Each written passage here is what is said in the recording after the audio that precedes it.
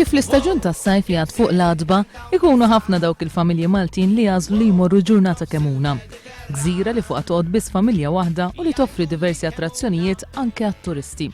Kien Tony Muscat magħruf bħala Albanis li ġitu l-idea li jibda jagħmel vjaġġi lejn Kemuna. Iltqajna miegħu fuq id-dajsa f'Kemuna. Jispjegalna kif beda n-negozju.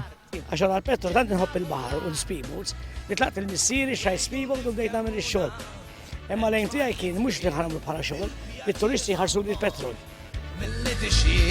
Minn dak iż-żmien l-hawn għaddew 39 sena u Tony baqa' dejjem jivvjaġġa bejn it-tliet gżejjer Maltin sabiex juri żbuħija ta' gżira ta' Kemuna.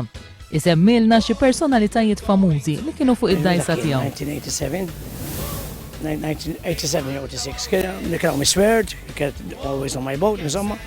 It was Mary Stavin, that was good. I taught how to water ski college. Bil-vivaċità tiegħu Tony Muscat jimla l-iskiet li jkun hemm Kemuna u jirnexxielu jqajjem atmosfera anke meta ma jkunx hemm ħafna nies.